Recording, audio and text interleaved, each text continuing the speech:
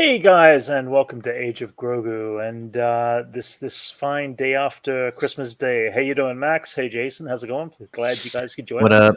Hey, how are you guys doing? How's your Christmas? It was chill, Pretty good. chill, That's chill cool. this year.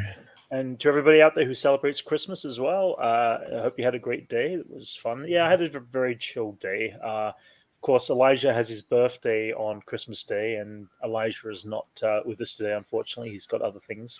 But yeah, Jason, myself, and Elijah are all Capricorns. So my Hmm. birthday is on Tuesday, on the 28th, and Yeah, right as my day ends on my birthday, I get a great birthday gift of the Book of Boba Fett at the end of the day, which that's a I great am birthday gift. that's a great birthday gift. I'm excited for that birthday gift to unwrap it at the end of my day, which would be really fun.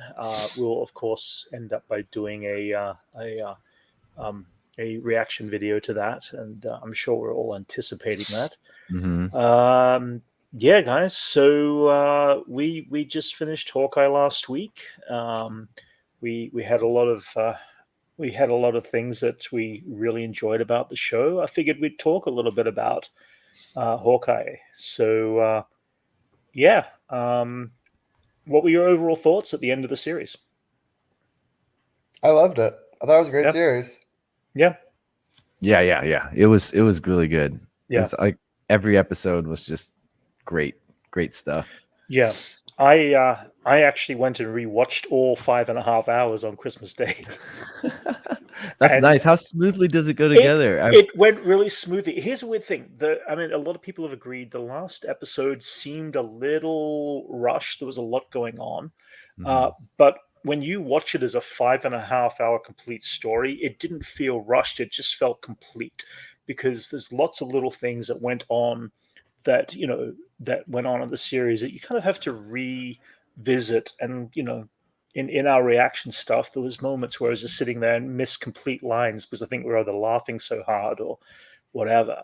And I did thoroughly enjoy it. Have you guys had the chance to rewatch it again, or I mean, every week I'd rewatch it gotcha? again Okay, with Liz. yeah, yeah, So like I've gotten double watches all the way through, okay, but oh, that's not good. all out all the way Yeah, yeah, like continuous. I'd yeah. like to do that.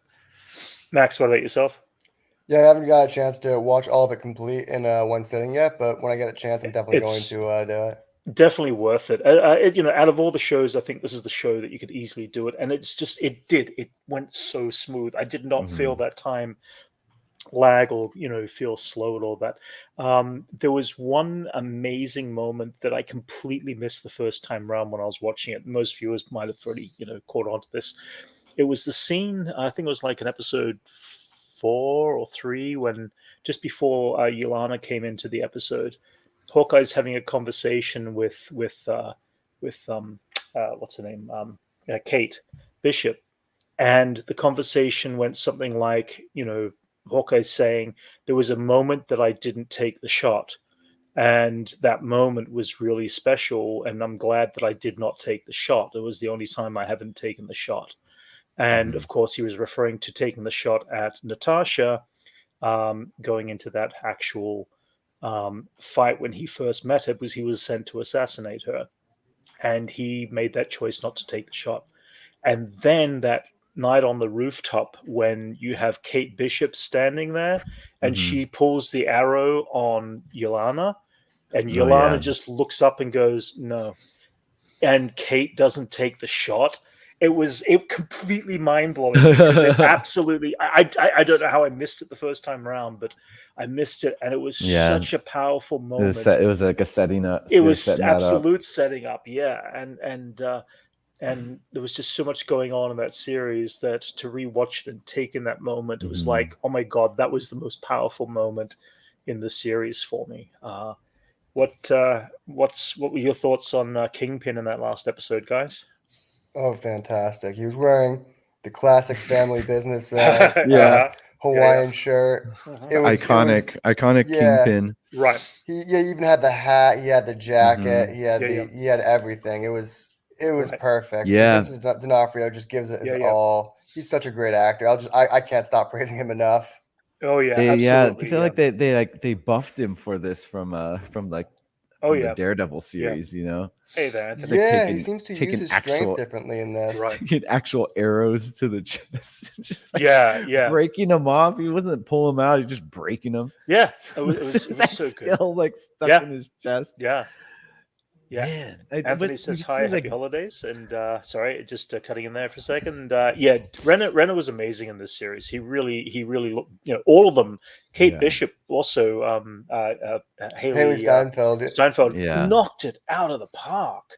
Did you see they use like was they so using good. body doubles when she was fighting Kingpin in the wide shots? They There's probably They he had looks to, huge.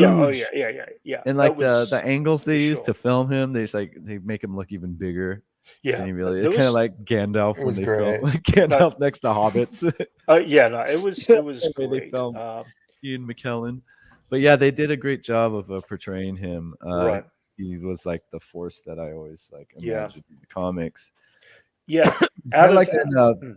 What was it? Spider versus Kingpin. He's just like this whole yeah. monster, Yeah, you kinda. can't walk through doors. This Kingpin, I don't know enough about the comics, but this Kingpin kind of definitely, this version of him reminds me more of Spider-Verse / the original Spider-Man animated series of the Yeah, 90s, just a because big he old was a pretty white suit, brutal kind of buff-ass dude. guy. He wouldn't mind getting his hands dirty and just roughing somebody up when they try to attack him. Yeah, he's a mobster And- who could hold up hold up in a fight. Yeah. You know?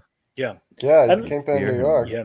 Yeah. Which is interesting because You should fear him. Vincent D'Onofrio kind of said that supposedly from his point of view, it sounds like they weren't given an official word, but from his point of view, it was the same Kingpin, but just beefed up a little bit more. So I don't know what that meant. And the other part I had read was that supposedly the idea that he had said that after the blip, he lost a lot of his power. And coming back, he's trying to regain his power again from the last 5 years of losing that power. So that's Obviously, why he it's lost like- a lot of connections and he lost a lot of whatever. I don't know if he even just blipped out himself. We don't know that story. That would be kind of interesting. Well, if he'd blipped have to stick around because Ronin's run was during the Oh, blip. good point. Yes, yeah. Good point. So yeah. he'd have to be around to That makes make sense the hit, for sure. you know. And then we also have that little that end shot where Echo goes face spoilers. to face. Spoilers for last episode, yes. Of I mean, that should already. we're gonna actually we're gonna talk. But a few spoilers, guys. Yeah, we are gonna talk a few spoilers on the last episode of Hawkeye if you haven't seen it. But this is the image I think Max you sent to me, right? Yes. Or was it? Yes. Oh yes. And this is the image of the face down with Echo and Kingpin. So I don't know what happens after that point, but it's pretty much almost shot for shot. It seems that they do. Well, it's there is really he does come back after that, right? Like he's blind. Oh, is that the Yeah. idea? Yeah. Okay, Yeah, he there's the comes back, spoilers. he's got, like, So like since they're basing it on Okay. that, I've kind of gotten the Yeah. hope that he's not completely gone. Right. And plus, this is the Suppose- Marvel universe. No one really died. Well, that's the other thing. Except the for other thing is, Natasha. there's two gunshots. There's two gunshots, and if you hear the And Tony. gunshot, the first one hits something solid. The second one shoots off into the distance. You can hear a different echo of the blood. Pardon the pun. A different echo. You can hear a different sound from the actual gunfire on the second shot that is fired. So she gets him with probably one hit rather than two. So they might go that route. They may, take out one eye. They may, I don't know how they'll do that exactly. But it could be an interesting thing. This was another little tidbit that I saw this week. This was from a text message from obviously someone who worked on the crew or someone connected to the crew. There was another scene, the post-credit scene that was supposed to have aired at the end of this episode, and this is what it said. The post-credit scene on the finale of Hawkeye was meant to have had the owl taking the brisks to its nest. Kind of sad that they cut it, but we would have been hilarious. Well, yes, it would have been extremely funny, but it's also Christmas. And to see, and I think I know why Disney decided not to actually do that. Well, they're definitely Christmas. dead anyway. There's no way those bros aren't dead already. Yeah, Well, it would have been just fun to just have them stuck in the truck and then the owl's like, Yeah, I know. you know, Yeah. and they're just like, oh, what are you Eventually, they doing?" would have tried something stupid and got themselves lynched and Yeah. eaten and whatever. But Well, if they have guns with them, they could probably like at least yeah, defend tiny little themselves bullets. a bit, you know. Yeah, but either way, But I instead, we thought it was got the fun. Rogers musical, huh? We got the Rogers Yeah. musical. Yeah. You know what? You know what? Mm. What I can't help but think, but like, so that attack on New York is the 9/11 of their world, Right. and here they are just like singing and dancing about it. Like, can you imagine if there was a musical on 9/11 in our Yeah. world? Oh, yeah. That's what Yeah. it's like. Yeah. Oh, completely. But Yeah. then I think that like in this Marvel universe, like they have become so desensitized, and then the blip kind of just, Yeah. you know, that kind of cast a shade on like all other Yes. tragedies to Yeah. kind of Yeah. make them less tragic, I No, that's guess, tragic in by comparison. taking fun of the other tragedy that took place before. Well, it. yeah, and so Yeah. like the blip kind of just made that one look a lot more trivial, so they're Yeah. able to Yeah. show it in this light For sure. because of the trauma that they just experienced from the blip. Makes this look like nothing. Yeah. But it's just still a weird concept that they're seeing dancing, and like Oh, for sure. people of New York who were probably like personally affected by this are going to this thing, or Yeah. is it Oh, mostly I just I feel like Hawkeye was tourist? feeling like Hawkeye was like, yeah, this is I mean, just you think wrong. Kate wouldn't see Oh, it? Her yeah. dad died Yeah, during yeah, that. yeah. Like, how No, does she? totally. Well, I wonder what her opinions on like Yeah. a show about like Yeah. an event that happened that she lost Yeah. family members, and Yeah. to think like thousands of New Yorkers were Yeah. affected personally by this thing. It's Right. such a weird, But it is a such a celebration. weird thing to do. It is a celebration of the heroes, though, at the same time, I guess, and you can see how that would also be a thing. Either way, it's kind of like, interesting kind of thing. It's really interesting when you think about that. They were attacking specifically Manhattan, Right. and they were on Broadway in Manhattan. Yeah, Like, just there was like aliens just a few on blocks that street. away Yeah. was Yeah. where the Avengers assembled. Right. Exactly. That's what I think is the where weird that thing about bridge Yeah. that. Exactly. is. Yeah. You know, that building probably has damage on it from like the Chitauri, the show where the show is happening. But this is the Marvel interesting. universe, and they do deal with a lot of crazy stuff. Right. Like Sokovia happened a few years Okay. after that. That's interesting. I actually hadn't heard that at Pinewood Studios. I know at the moment Pinewood's currently what? over. That there's a possibility that the rumors Secret Wars are in production at Pinewood Studios is a possibility. It could be. I know that Indiana Jones is still shooting there for the next couple of months, so I don't know. I mean, there's a lot of studios there, but at the same time, if it is, that's great. I mean, we've really had nothing major on. We've had a lot of. We've had nothing on that series right now, so I'm curious to see Secret Wars. Oh, Secret Wars. Oh, sorry. Oh, my bad. That's a secret Star Wars production. Oh, I'm sorry. Oh, Star Wars production. Gotcha. Okay. Interesting. No, I mean, unless it's got something to do with something we're going to talk about a little later, because I'm going to go into that in the next segment. But anything else you guys have wanted to say about Hawkeye's as general overall series? Yeah, I think it was one of the first Marvel properties in a while to really pay homage to the comics that it was borrowing from. Really? Okay. Oh, yeah, they were taking a lot from the My Life as a Weapon run, and they brought in the writer and the artist to be producers of the show, which was a first, I believe. Oh, they brought the artist on too? Yeah, he was doing all the artwork at the end credits. Oh, nice. Okay. Oh, nice. Yeah. Cool. So that was really cool. And then they did all these weird comic references that Marvel, I think, would stay away from for a while, like stuff like Kingpin having his kind of tacky cane with the gold top, or with the diamond top. And, his cufflinks were consistent with the Daredevil's Kingpin, actually. Like the same exact ones. I didn't catch the fact that was the cufflink that Kate picked up and tossed. And we kind of called that, right? Didn't we all kind of like pretty sure she's gonna use that? Yeah. Oh, that coin thing big, for like it's got to be like the final hit. Yeah. For something, if you're gonna set that up, check off coin flip.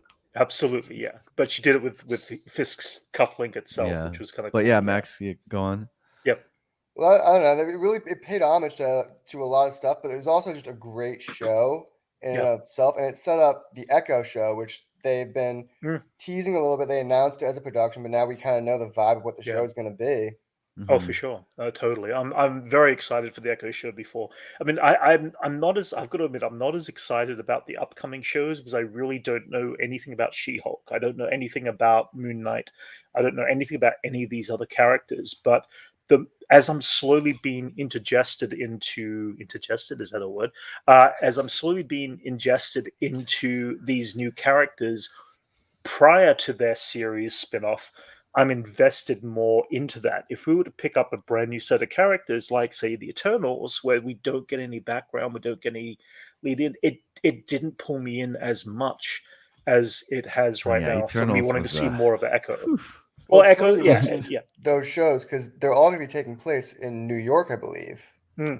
Yes, this is like kind of like how the kind of, was it the Defenders? Yeah, they're almost making a new Defenders team. All these characters have been just a more grounded around the Defenders. The more grounded series of the Lops. That's what's so good about Hawkeye is that tonally it had like it was really grounded. Yeah. It's just some good like spy action stuff. Oh, absolutely. Like, yeah, for sure. You know, it's good to have that Marvel has that genre to mess around with. Yeah, and they weren't afraid to say, you know, Hawkeye is the least, you know, is the lowest, even on the list, on the plaque list. He was the lowest one on that list. He was the last one mentioned on that. He wasn't very. And now that we got to see that clip from Rogers, we saw how little they really. That's it. Like, we don't know much about Hawkeye, but I'm sure he's a nice guy. Like in the introduction of all the characters. But as he said, that's the idea of his character. He's supposed to not be. He's a spy. He's a You're not supposed he's to a shadow. Recognize him. Yeah, he should be able to walk the streets and be like a normal person, you know. And in fact, they hit on all those measurements right there when the kids opposite. going, "Oh look, when the kids say, oh, it's a superhero," and then he thinks he's pointing to them, and he turns around, and it's all the the dress up makeup guys in costume kind of thing. It was like that's he's cool. Kind of like that anti-Steve. Yeah, which is the purpose of the character. You're not supposed to be front and center, and it's going to be fun to see. And like he's last on the list. He was like a bad guy for half of that event. Yeah, okay, for 5 years of it. Yeah, do we forget about that? For sure. Absolutely. Like our first true introduction to Clint. He's a bad guy most of the time. Oh yeah. But I mean, I was okay with that in the first Avengers because you get to see him in full assault mode.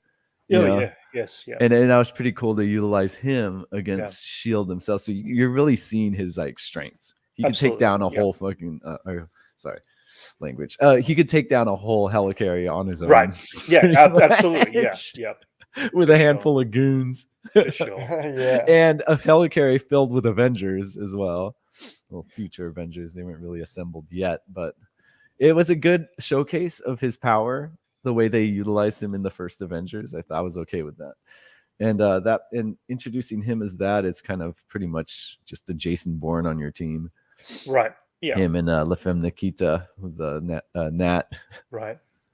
So it's good to know why these normal humans stand with these gods. So it's pretty good character setup. Like we have all these Jason Bournes out there. It kind of, I mean, Jeremy Renner was in one of the Bourne movies. Yeah, it's kind of like typecasted as that type of action hero. Yeah, no, that definitely makes sense. Yeah. So moving on from Hawkeye then to what Anthony was mentioning before, there is a secret Star Wars production taking place in Pinewood. It wouldn't surprise me. I wonder if it has got something to do with this little thing that dropped this past week. So there was a little label that got dropped, which was part of a crew holiday gift thing. And it was this image here called Tales of the Jedi, which could very well be based around the holiday swag got leaked. Holiday swag got leaked. In fact, here is a better image of the holiday swag. Now, I kind of question, is this holiday swag a 2023 release of the new shows? because you got Willow. You would consider Bad Batch season 3 would be in that year.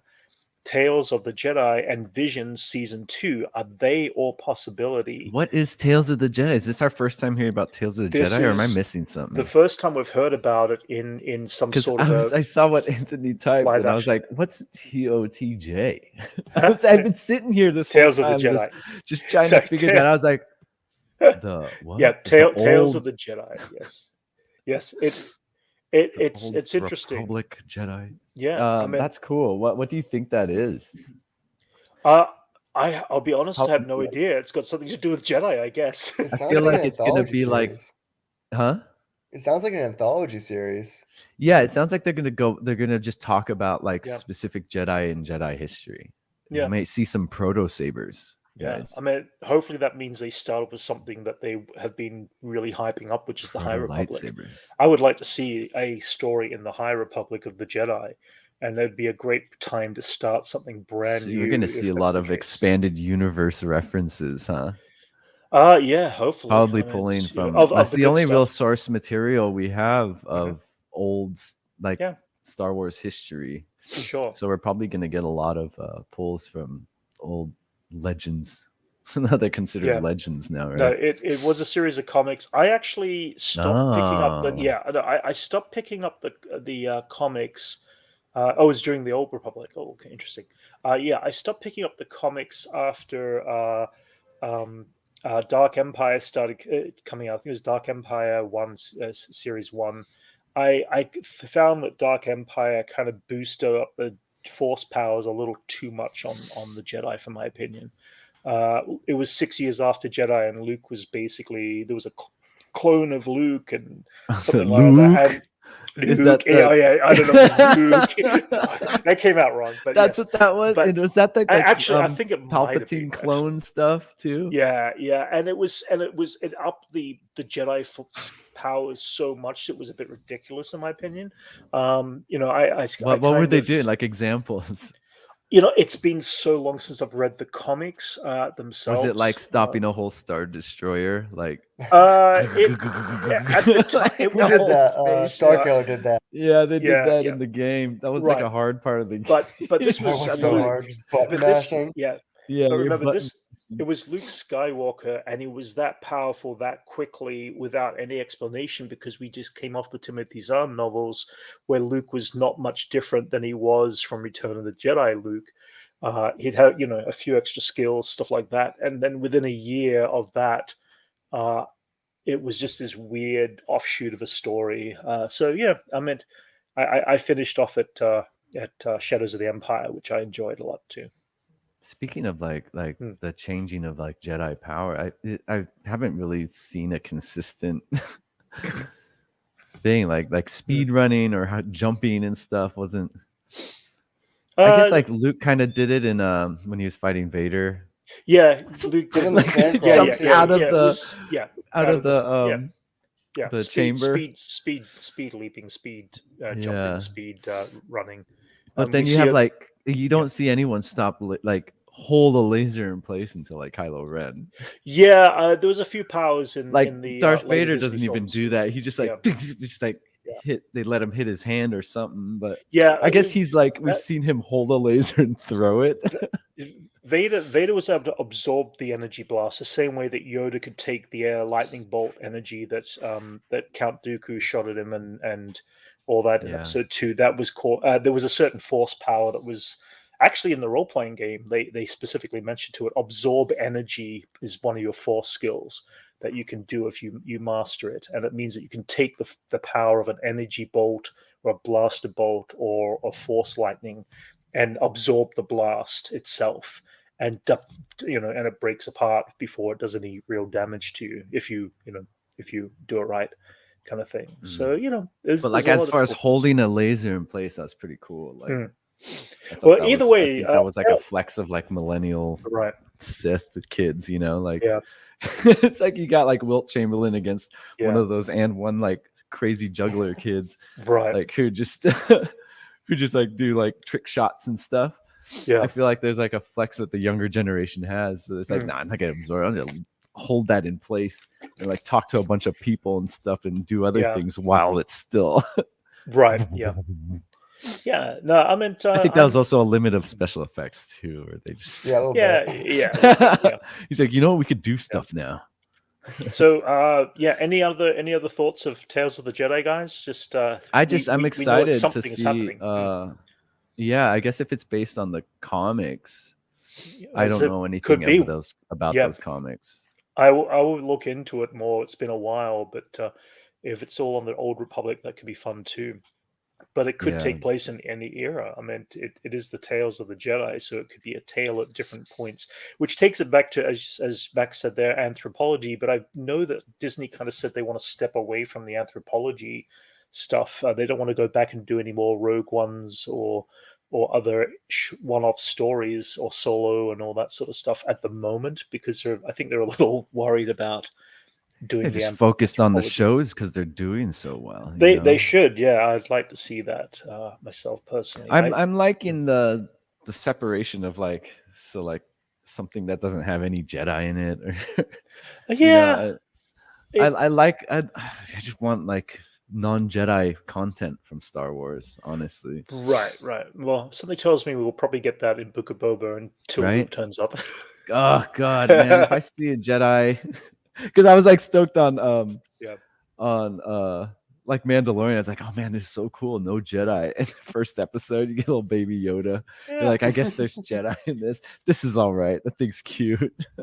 There's something to be said for a spiritual side of the Force, and the Force doesn't have to be a Jedi. It can be other races can have other Force built skills and identities, and it like what's his like Donnie Yen but, in Rogue One. Yes, exactly. Yeah, it'd be nice to. I mean, they were an offshoot of the religious arc of the Jedi, but there is other races that could follow the Force in completely different ways. I would love to see them explore some of those stories, and because I still feel it's always fun to have a Force sensitive character in a story, it just makes for more interesting stuff. But they don't have to necessarily pick a Jedi. It would be nice to see them expand on other religions and other races, choices. And we're so, as I think Palpatine put it, the Jedi are so dogmatic and so specifically one direction on the Force. I'm more into like the crime and like the bounty hunters and maybe even weapon trade. Pretty sure, we're gonna get some of that. But I would like to see like just less Force stuff. Just personally, I'm kind of sick of all of that stuff. I'd like to see more. Just underbelly of the crime scene and stuff. Like a lot of like Solo was kind of cool. Right. Yeah. For that. Fun. Oh yeah. For like seeing like from the ground level was like to be a trooper. Yeah. And like to work for the Empire. That would be cool if we could just get like a journal of like a single stormtrooper and their daily tasks. That would be awesome. I'd love to see that. Yeah. No, just like I would like to see a whole series on the on the Imperials. I would love to see an Imperial point of view. Like those moments in Mandalorian with Bill Burr's last episode when he's talking to that general and stuff. That was cool. Yeah. And like seeing just the inner workings of the Empire, like the small little moments instead of like the big stuff. I'd like to see that. Just watching all the troopers cheer on that their transport got through the blockade of the because they're pirates. all still people, it's not a black and white thing. I mean, there was an attempt with Finn, but that didn't really go anywhere. I'd like to see. I would have loved to see him like just liberate more troops. And other than just him, and just kill them mindlessly, like they mean nothing to him either. Anthony puts down there that that's why he loves the other Rogue One characters and Lin Ersa and Visions and Lope and other Force sensitives who aren't necessarily Jedi or Sith. That's a big part of it. There is so much more to be able to tell, and the Jedi and the Sith have become a crutch for them right now, because people feel like they need to have something like that. But again, it doesn't have to be the Jedi or the Sith. It'd be fun to see these other other elements take place. So let's jump into it is a big universe to see like absolutely, the underbelly. But I think this is what we're getting from Mandalorian, the Book of Boba. Right. I'm stoked. Yeah. Well, Book of Boba have dropped so many trailers. They've almost dropped a trailer a day for the last week. It's all from the same episode. It looks like all from the same episode. It's like the TV spots. Yeah, the TV spots. And all we're getting is maybe 2 seconds more in each trailer that we hadn't seen before. But it's like, let's go to this conversation. Is it a bit of an overkill where we had nothing before? Or are we getting too much with little being told at the same time? I've noticed about like trailers and commercials for TV shows, like these high-end TV shows, I haven't yet been spoiled by anything that they've shown on a trailer for a show. They like when you see it, it's a lot of things like you guys probably guess. Everything they're showing you is probably from the first episode. Well, right, yeah. And there's like in Mandalorian, like nothing was spoiled for me. Like I watched all the good stuff, and they refrained to tell you so much stuff. Yeah, and especially for first season when Baby Yoda shows up, we had no idea that there's going to be a Baby Yoda. That was just as mind blowing as seeing Luke Skywalker on screen for me. Yeah, and then that wasn't spoiled either. So I'm not tripping on. I'm excited. I don't think it's overkill. I assume that it's all from the first episode as well. Yeah. I did actually have a epiphany on some stuff that was actually Clone Humor, who's one of the people who follow us, said a comment in Twitter related to something related to the trailer that dropped a few days ago, and I was like, oh my god, that's totally possibility and quite a true possibility. So I kind of did a little video myself on it relating to how it could all connect. But it goes back to a painting that was released on StarWarsNet.com or something like that about a year ago on the Book of Boba, that there was an piece of artwork where Boba Fett is riding a Rancor monster in the street. And there's a lot of pieces now that clicked in my head going, wait a minute, this could actually be a real thing we'll see in the first episode. Some speculation. It's a speculation, but it, so yeah, check on the react on my thought process on that. I dropped the video yesterday, but it was just one of those moments of like, yeah, this is a possibility. We could see that. There was one cool thing that it showed in this video. Above is a scene from the deleted Star Wars: A New Hope with Winter and I forgot his name. Oh my god, they totally. And below is a scene from the trailer from Book of Boba, season 1, and it looks like we're in the Taoshi station for sure because we already saw a shot from Pre-4.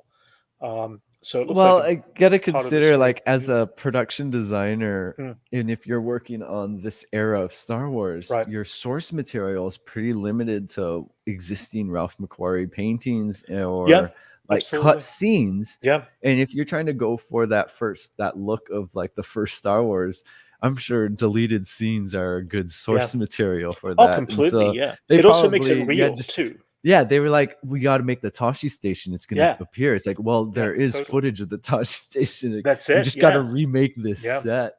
Oh, man, that's so cool. And there it is. They've remade the set below, more or less, and there's a scene from above. And it's like, there's the same windows, the same layout, a little different in setup, but the actual table's the same. So it's like, You know what's crazy is like, so when like movies like Star Wars make a set like this, the first time around they do it. We just lost Max. Oh, we just lost Max. Huh. The first time around they always do it like it's probably like the cheapest way possible. But then if you're coming back to that same set and you're recreating it for what you did for like super cheap, but making it exact is going to cost you like maybe double or even more than that, because you're sourcing it to look exactly the way you did when you just junked it together. Oh, for sure. I think that the irony of a lot of these reboots is the fact that like they're costing way more money than they initially did, and that was part of the charm that made them great. Yeah, it's so funny when you just try to redo it. Well, they redid the inside of they the redid cantina. it. They built parts of the inside of the cantina there, so that all they pretty much just rebuilt the whole thing, huh? Yeah, no, totally. But this is cool, like to see like that picture. It's just so they're so similar. Yeah. They totally worked off of that scene. We just got to recreate it based on this deleted scene. And from what Tamara Morrison said, oh, by the way, something about Tamara Morrison, by the way, it is, by the way, we got to say this, it is his birthday today. Oh. So he's also a fellow Capricorn, like you and myself and Elijah. Fellow goat. Yeah, there you go. Yeah, Capricorns. So while we're on that means subject, we'd all get along. Happy birthday to Tamara as well. He should join our crew. How you doing, the Dimes to the Dollar podcast? How's it going, man? Good to see you. What up? Yes. So yeah, Book of Boba. All right. So while we're waiting for Max to come back in, Book of Boba is now just like 3 days away at this point. I'm unbelievably hyped and excited for this series. As I said, the fact that it drops on my birthday the evening of my birthday, I should say, is a great way to go into the next year of my life kind of thing. But just the excitement that they've really shown us nothing, and as Robert Rodriguez has said, you've only seen. Oh, you got a background sound there. But what Robert Rodriguez has said is that here's Max. Yeah, there is Max. That we've only seen the first 15 minutes to 30 minutes worth of. Oh no way! Are you kidding me? Wow, that's awesome. So you this comes out on your birthday. That's cool. Hello, fellow Capricorn. Yeah, fellow Capricorns. We got lots of Capricorns in the house. What's he wants to do a tier list? What's tier that? list? Who's that? Dimes to Dollar podcast. Oh, a tier list for specifically for what? Star Wars or Book of Boba Fett? Star Wars. A tier list of bounty hunters. Ooh, that's a good tier list. Hey, that'd be kind of cool. Yeah, we've got so many things we could definitely pick. Boss is my number one. Boss is number one. Danga all the way. I like that. Danga's had some cool moments in the comics recently. Yeah. I heard he's got some cool. But he's got some cool backstory too and some lore. Thanks a lot, Anthony. a tier list for the Star Wars movies and shows. Yeah, I mean that'd be cool. I have mid-January. I'm gonna be honest. I have trouble ranking Star Wars against itself because I tried to rope you into a Twitter convo. I tried to get Brent to do this a month ago on Twitter, and he won't do it. No, I have things about Star Wars that are so personally just I love in all forms that he likes them like they're his children. There's this element with me trying to rank them that I don't think I could rank certain things. I could definitely say technically what worked and what doesn't work for certain films, but it's almost like I can respect why people might like, say, the Disney sequels more than the prequels, or why a younger generation might enjoy the prequels over the original series. So when it comes to it, it's all Star Wars to me, and I just have a real trouble trying to really personally rank those films. But we will definitely do a tier list on Star Wars. We'll wait till after Book of Boba finishes, and you guys can fight it out. It could be an influx thing, we could do our tier list every week. Changing. It's always like every changing. week. It's like my current tier list. Yeah, it's like their top 10 in High Fidelity. They always are constantly changing their top 10 songs. Yeah. Like, hey guys, all right, this week my top 5 for Star Wars is this. Yeah, it's just because I just watched this one and I noticed something. That's it. So but that's the thing. I'm still noticing. Yeah, it's always in flux. I'm still noticing little things that are pointed out in the original trilogy that just didn't even click. And suddenly I'm like, I'm still finding things that I'm like, oh damn, I just didn't even notice it. Sometimes it's a background thing. Sometimes it's something completely different. Hey, Lavelle, how's it going? Elijah's not with us today. Elijah's not with us today. He's currently doing some other things. He's today, with the boys. He's with the boys. His birthday was yesterday, so he's doing some catching up with some other friends. No, not us, because we're here. But yeah, Book of Boba Fett, guys. Any last minute anticipations with going into the series starting this week? Yeah, I'm stoked. I've been reading a lot of the recent Star Wars comics. They're doing this whole bounty hunter event right now, War of the Bounty Hunters, and right. I'm really thinking they might get some of those characters involved with the show. I've seen some speculation that girl on the speeder bike is Dr. Afra, who was a character from the comics from the last 3 years. We're comparing her to the girl from the Droids cartoon. Which Rey was pretty much based on, right? Yeah, I have no idea if she was based on that, but when you're introduced to that girl and she's wearing goggles and looks exactly like Rey. Yeah, that's about. You've seen that episode, right? She looks just like her when Rey's rummaging. And so I think they based Rey on her, just the look, but could be. But the hairstyle when she takes it off looks like that girl on the speeder bike. Well, she's also the girl on the speeder bike's got a prosthetic arm too. She's got a prosthetic arm. Oh, that's cool. Yeah, I like prosthetic arms. And just let's talk about that speeder for a moment. See, I mean, do you have a picture of it? You know what? I didn't pull one up. I should have. I was going to pull it up, but Elijah didn't want to go into spoilers, and then of course Elijah's not here, so now we can talk about. We discussed earlier, the shows haven't really been spoiled from any. I know. Elijah was being. You're usually the person to be that way, Brent. I usually am. Brent likes to refrain from a lot of trailers. He used to not watch any trailers for certain things. Yeah. Now he reacts to them. Yeah. Yeah, now you have to. No, I kind of have to. But yeah, the girl on the speeder bike, the actual speeder bike itself, we see a couple of high-colored speeder bikes in the various versions of these trailers. They're all clean, they're all decked out, which means that there's somebody with wealth. These are the motorcycles of the Star Wars universe, man. But on Tatooine, that's representing wealth. That's representing these things are clean. These are not dirty. They're not old. They're not used. So to see something new brought in means that they're probably from off-world, I'm guessing. Tatooine heavy show, huh?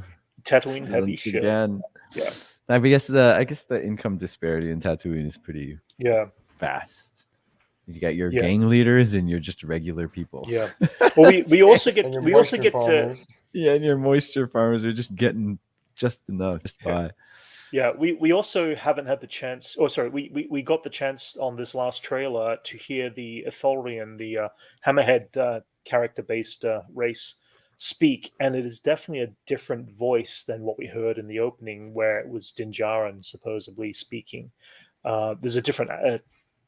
A different twang in the accent of the actual character. So the Hammerhead, the what? The Hammerhead is the race based off. Oh, the those the Ithorian, yeah.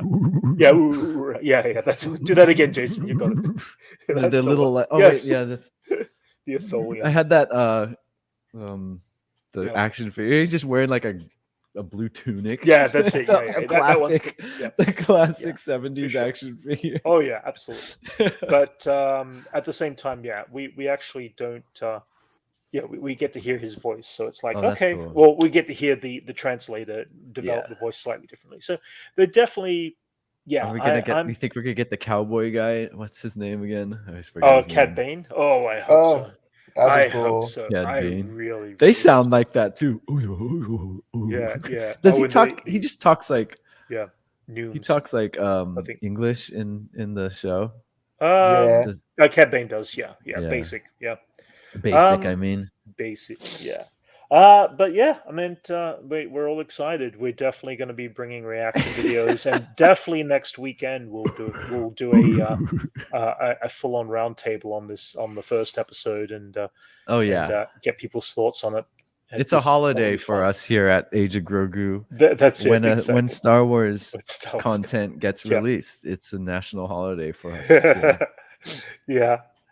But just jumping forward, this would have been a Elijah content thing, but they are releasing Ghostbusters on February the 1st on 4K, which Perfect. is A kind of new cool. classic. Yeah, they're but this saying. is the controversy this week. They actually dropped, or they're also dropping a box set of Ghostbusters 1, 2, and Ghostbusters Afterlife. But the director of Ghostbusters Answer the Call kind of Paul Feig. tweeted, Paul Feig kind of tweeted out and said, "Hey, what about Ghostbusters Answer the Call?" And they didn't get a response. It's a different universe, though. He already established that it was a different universe. Yeah. It's official. It's official. But either way, it's kind of a cool little box set. It's like, I like to see what's inside of it rather than an exterior. But I don't know if I'll necessarily get it. Man, they totally just dissed Answer the Call. They kind of did a little They're bit. trying to erase it. Yeah. They're holiday specialing it. Right. Just trying to. I don't know what you're talking about. That's what holiday special? Yeah. But the holiday got special. The holiday special just got released in like high quality, didn't it? Yeah, yes, 4K, the original Star Wars one. Oh god, yeah. At least the trailer came out for it. And the other big breaking thing was No Way Home passed the $1 billion worldwide mark yesterday on box office sales, I should say, which is cool. The world still likes Spider-Man. The world still likes Spider-Man a lot. He's the most household superhero. Oh yeah. Now, huh? Oh, completely, yeah. He's also the best superhero popsicle. Yeah. That's true. Yeah. That's true. Yeah. Yeah.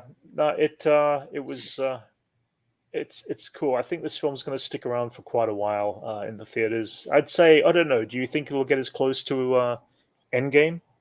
What's Endgame at? Oh, actually, it probably won't. Endgame's at $4 billion worldwide, I think. Oh, Endgame that's asking a lot. Endgame had the advantage if there was no pandemic. So. Yeah, good point. It's gonna be hard to get to those numbers again. But post pandemic, this pretty much might as well. I would say that Spider-Man's got another. Yeah, I'd say Spider-Man with the standards now and like the way sales are now, it's pretty much probably like surpassed. Yeah. What and like if it was no pandemic, it would probably surpass it, huh? Yeah. It's hard to imagine.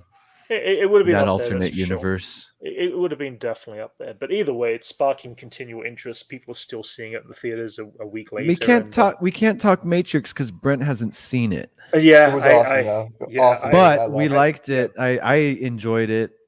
I would love to talk about it. Your thoughts on Matrix non-spoiler would be great. Non-spoiler, I could let's see. I thought they did a great job of bringing it back and the premise that they did for it, and just the way they set everything up, I thought was really good and kept up with our current our current situation. Is pretty much a critique on our current like status as a people or as a community or as a a population on how we are. It explained a lot of our pretty much our collective behavior and did good commentary on it the same way the first few matrices did. Matrices. And I thought that was good, a good critique on just our status quo, on our digital culture. And Max, it was great. I love had such a meta feel to it, where it was talking about what people perceive when they think about the first Matrixes versus what they were trying to accomplish. Okay. Which was really good. And then I don't know, without spoiling it, I thought the story was excellent. It had some very deep moments where there was just layers to everything that was happening. It was amazing. They expanded with the universe in a direction that I wasn't expecting, but I didn't know I really wanted to see. Right. You know? Yeah, exactly. Right? I was like, holy crap, I didn't think about that. That's awesome. And it's cool. That's cool. Curious as to what Chris thought out there, what he thought of the movie. So let us know, Chris. Chris thought the same. Yeah. Cool. Yeah. Did you like it, Chris? As I really liked it. Yeah. I was excited. I'll see it this week. I've been a fan of Matrix since day one. Like ever since they aired the trailer after that Super Bowl. And ever since then, I've just been like, dude, what is this? Because I've already been a fan of anime and stuff. So naturally, I gravitated towards The Matrix, which was inspired by all the things I used to watch. I mean, the mind-blowing thing at the time, which we see all the time now, is the one shot when Neo bounces back and all the bullets shoot around. That is the movie that created that specific visual effect shot. That was the one. Actually, the first person to do it was Michel Gondry for like a vodka commercial. But really? In a movie, in a movie, all right. But then it's been used in that.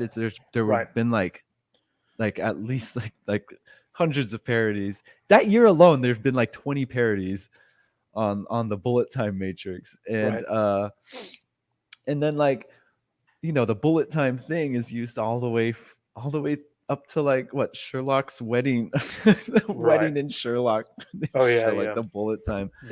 But like it became like it set the standard for films. Right. Like believe it or not, it changed the landscape of movie making. Oh yeah. It's never been the same ever since. And you look at a lot of cringe stuff that came out in the early 2000s that were directly inspired by The Matrix. But like we've kind of it changed the course on how action has been done, and we're where we are because of it. So this is not necessarily a spoiler because they dropped it online this week, but it is a spoiler because this is a scene that's on a spoiler technically from Spider-Man No Way Home. If you haven't seen it, you may not want to check this out, but this is actually something that was on it, but is also dropped this week. So what it is, in fact, is Doctor Strange and the Multiverse of Madness trailer dropped, which is the exact same thing that we did see at the end of No Way Home.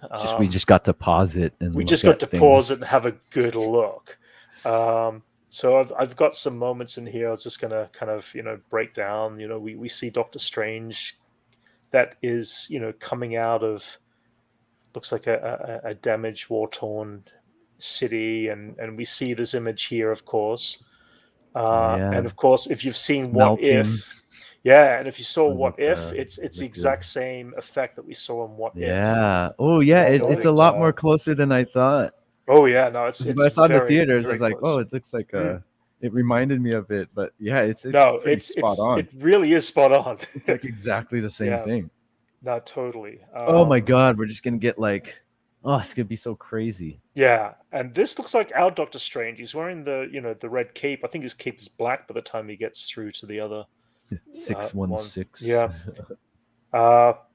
Any shot looking up at that stained glass is just so freaking awesome.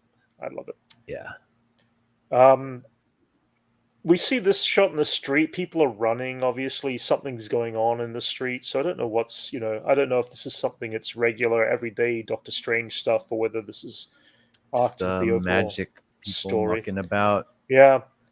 We do see one scene next. It looks like this is Christine, right? This is his his girlfriend, of course. In What If, she dies in the What If episode. If you watched the What If episode, you'd know her name for sure. It's like he yells so many times. All the time. Yeah.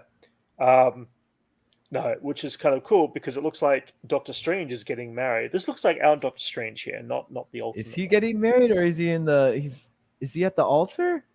It could be. Like he's in there. That's the one thing we I thought he was just in the pews. I thought she was walking past him. I don't know about that. Maybe.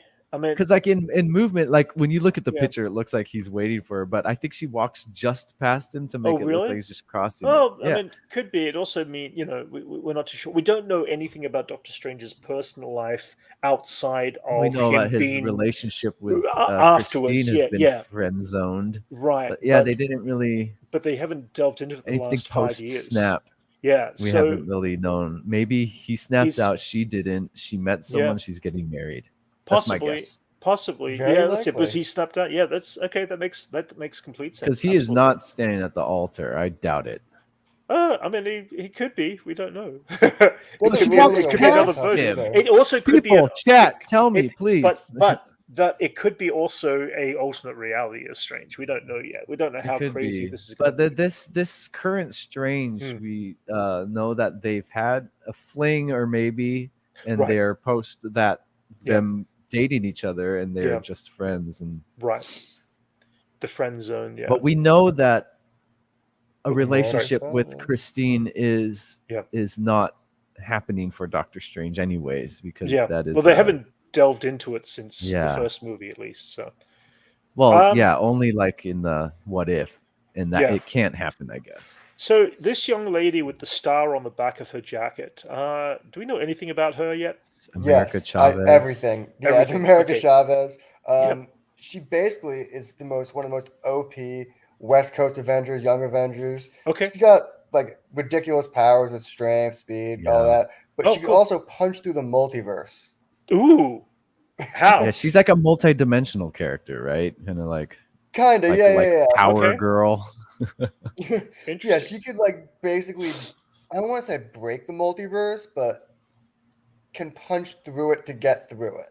Because we definitely see her in several scenes in this trailer. So she's going to be very important for Doctor Strange navigating the multiverse, I'm guessing. That's pretty cool. Yeah, she's pretty iconic too. Yeah. So seeing that jacket.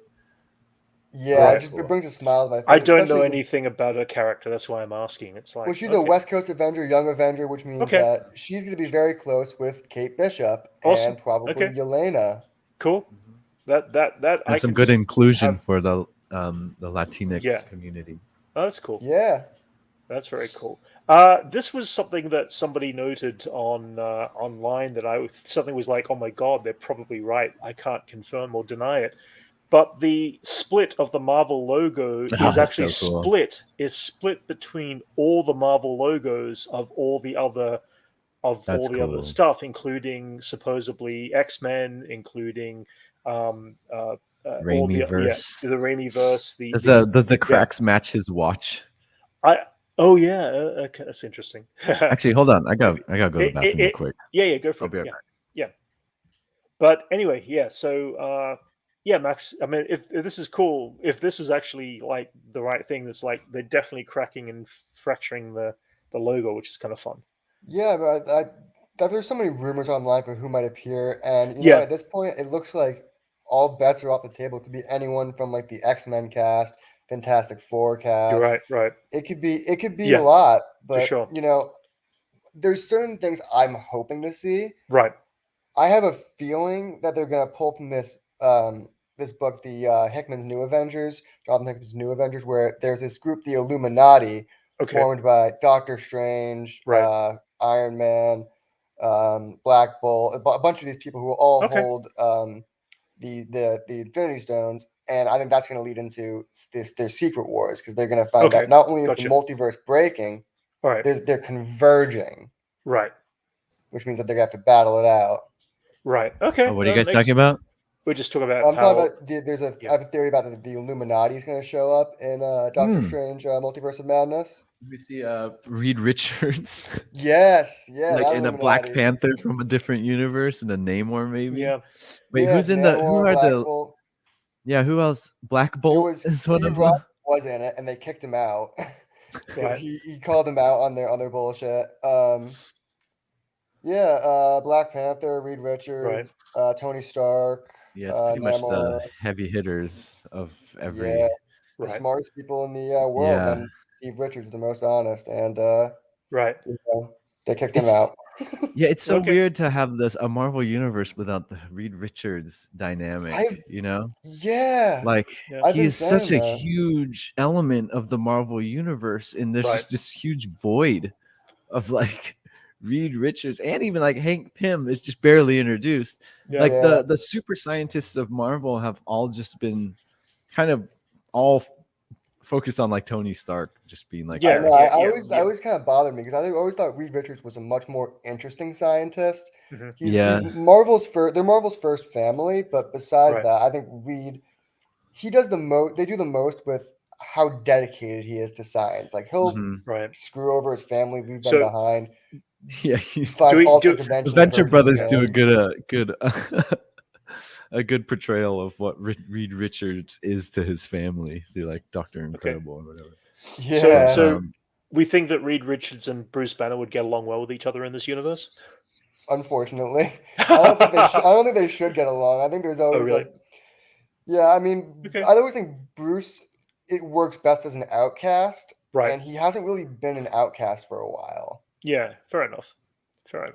Yeah, like his motivations and his whole like the whole thing that makes Hulk interesting, they kind of just like got rid of that. Yeah.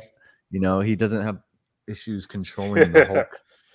Well, if China has its way, Mephisto will never exist. We'll see. What? Because of the devil? Because of the it being the devil. Yeah. That's why they're not doing Mephisto right now. They don't want to lose the market. So speaking of the replacement of that, why? Oh yeah, that's absolutely. for sure. Oh yeah, absolutely. That is the reason. Yeah. They don't want to lose the Chinese market to. What are your sources? That's crazy. What's that? It's everywhere. Everyone's saying that. So let's go to the Mephisto replacement, which is Wanda. Oh yeah. I almost forgot she was in this movie until they dropped her in the trailer. I was like, oh my god, that's it. Wanda's in this. So yeah, I mean, it's going to be interesting. We don't see a lot from her. We see a little bit. I love some of these visuals though that we see in the trailer.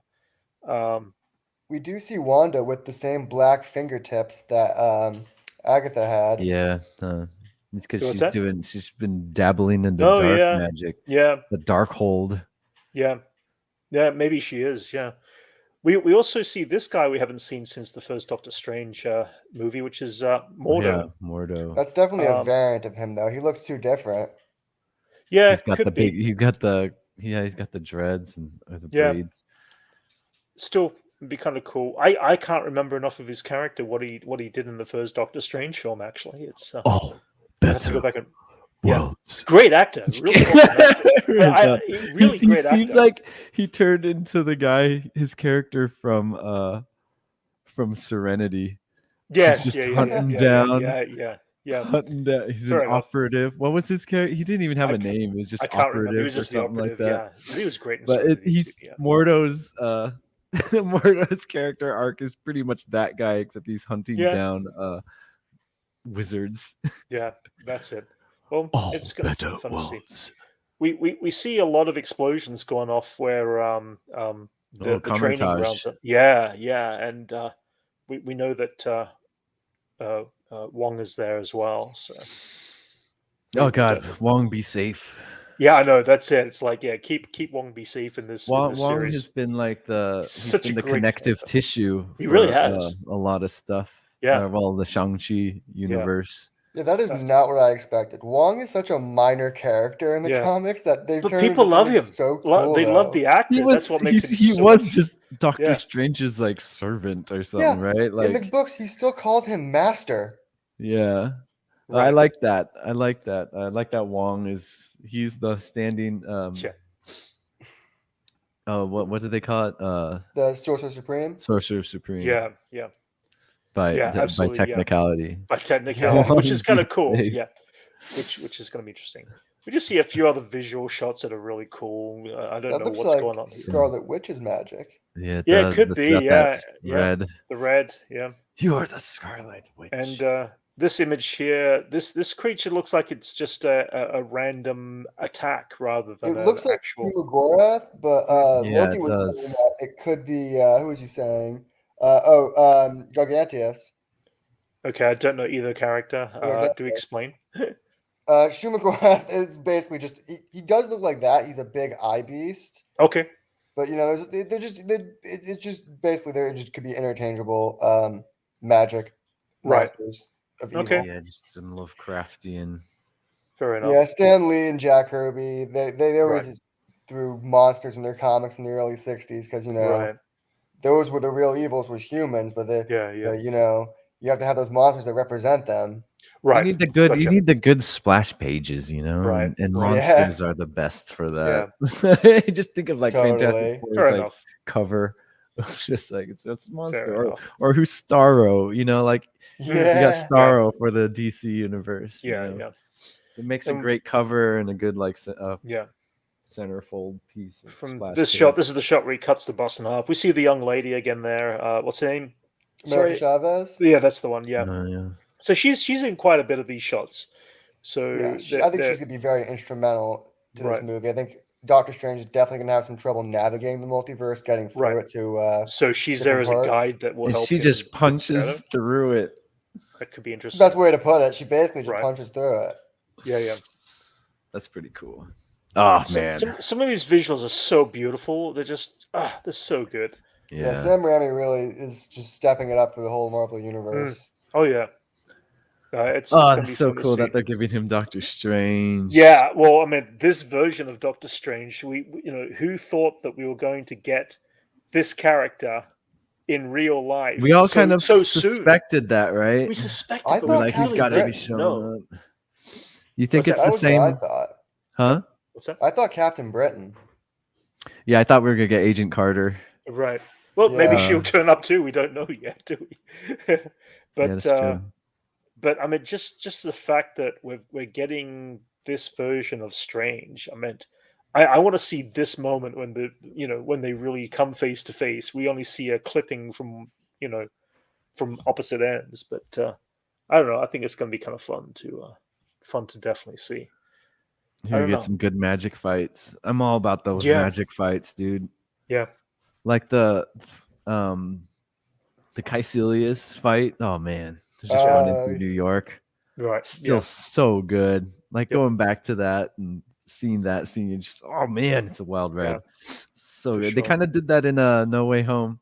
Mm-hmm. Him and Spider-Man versus Doctor Strange. Like those great stuff.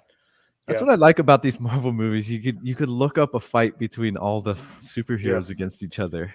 And But I mean, just each new movie, we get like another fight with we're gonna get Doctor Strange.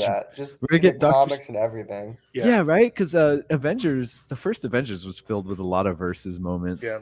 Yeah, Marvel comics have always done that too. It's like the heroes meet and they'll fight each other, and then like 3 issues later, they're like, "All right, there's a real bad guy in the movie. So now we gotta get them together." Every time they introduce the Punisher, he's like fighting. So.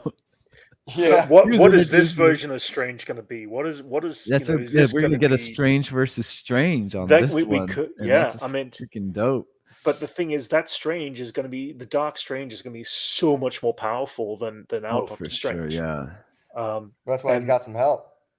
Yeah, good point. Yeah, but that didn't help the other universe, did it? No. But they didn't have plot armor. Yeah, good point. Yeah, so we know that. I mean, if this is the Strange from the What If, that we know of, that means he's already saved a world, and he's just looking after Killmonger and Zola. Yeah, that makes sense too.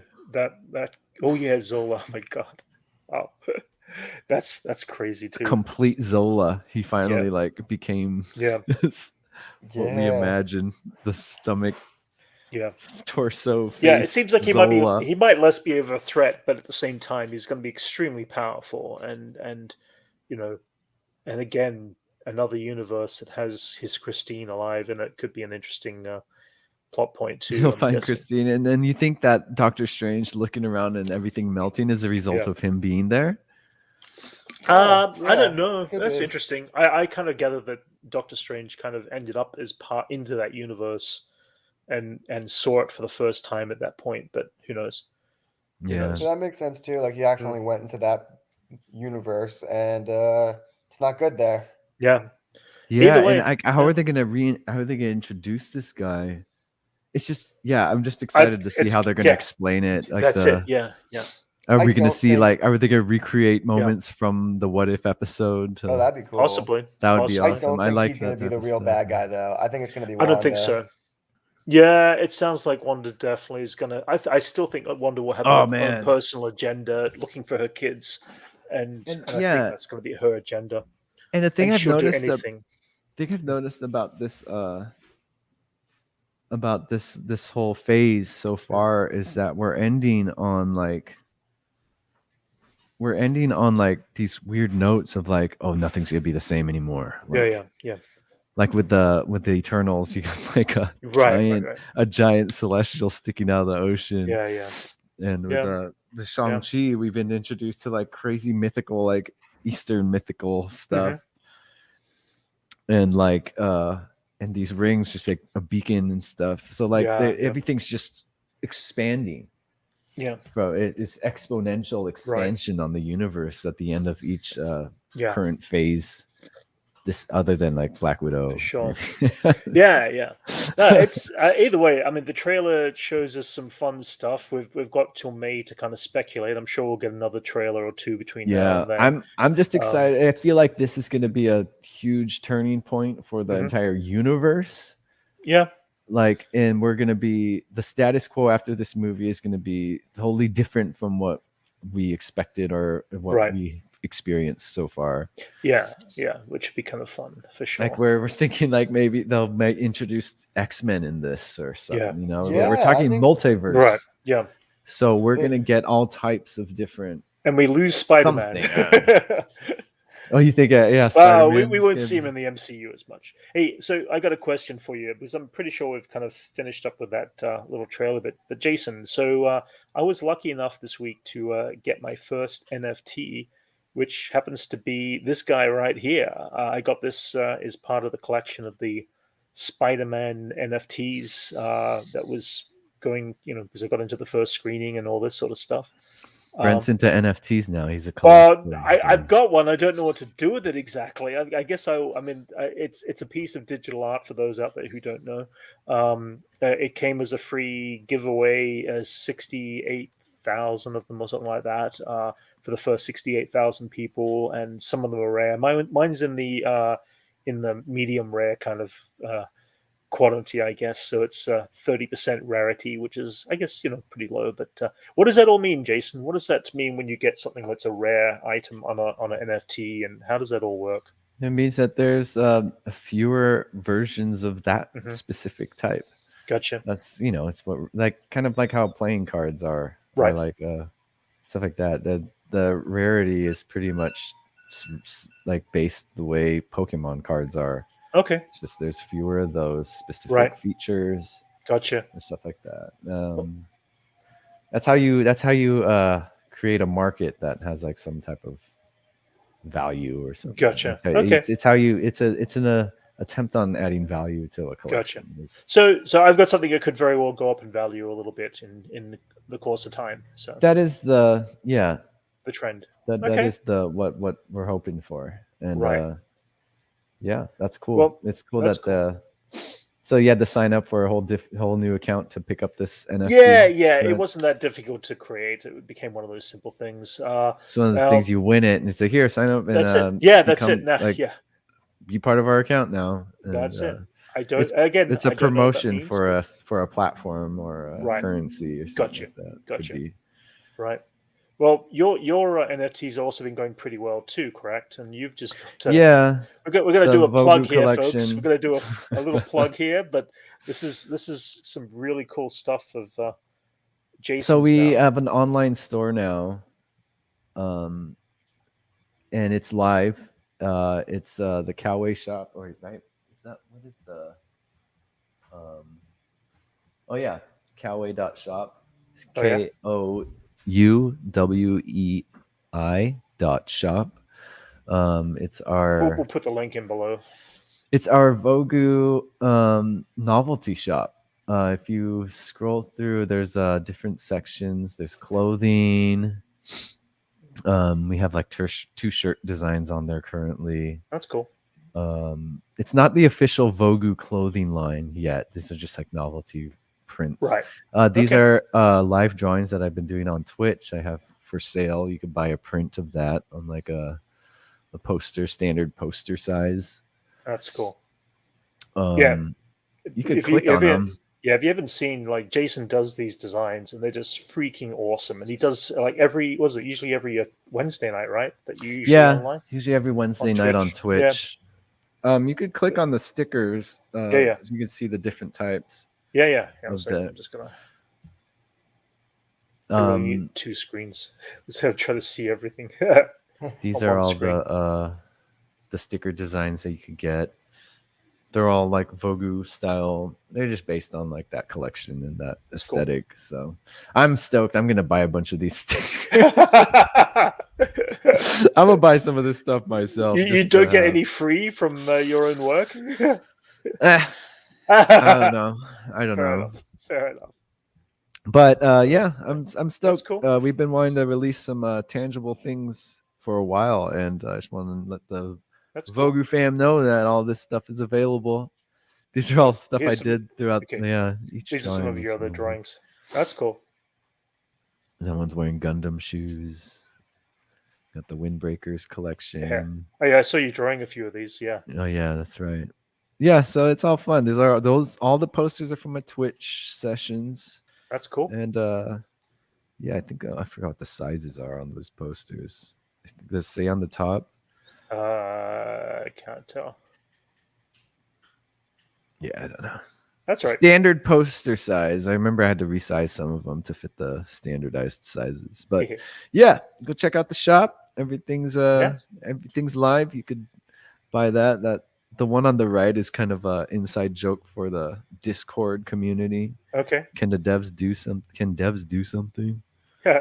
It's a thing. And the Red Skull is like a part of the lore for the Vogu verse. It's a faction of anti-capitalist rebels. And it's their calling sign. That's cool. Well, these are all Jason's designs and his artwork and some great, cool, fun stuff in there. Yeah. That's cool too. Yeah. Awesome. Very cool. Thanks, nice. Guys. Thanks. Yeah, not a problem. Yeah. Hang on a second. Let's go. Oh, there's that NFT. Brent's NFT again. Sorry. Yep, there we go. Back to normal. All right. So yeah. Well, we're already about an hour and 15 minutes in. Yeah, guys. At this point, what am I looking at? That's basically most of the news. I mean, we've kind of filled in most of what we wanted to talk about that dropped this week. There wasn't a huge amount, but at the same time, we still got some cool things. I think Book of Boba Fett is going to keep us talking for a long time afterwards, especially the next 7 weeks. We're going to have. I've got a feeling in January we're going to see the first drops from Disney and Marvel as to what the first quarter of the year is going to be like for us with all their shows, because we still haven't seen. We haven't seen any shows outside of Book of Boba Fett. We don't have the actual dates of any of their shows in 2022. So I'm hoping in January we'll get a quarterly drop as to what is going to drop when and where and all that, because I'm sure we're going to have some fun stuff coming up for sure. But everyone out there in chat, guys, thank you for joining us. If you're out there today, we had some fun doing this again, and please check out us on the reaction video for Book of Boba Fett. We'll drop that on Wednesday morning. We're excited for that one, it's gonna be great. I mean, this is where I'm gonna be like in my Oh, finally, some Star Wars. Some Star Wars, yes. It's been so Star Wars drive. We've been reaching Lego Halloween Star Wars. Marvel, but for everybody else out there, we'll be talking about it next week, next Sunday. But at the same time, have a safe New Year, everybody, and we shall chat with you next week. And Max and Jason, thanks again for joining us, and we'll chat with you guys next week. Thanks, everybody. Hey, guys. Bye.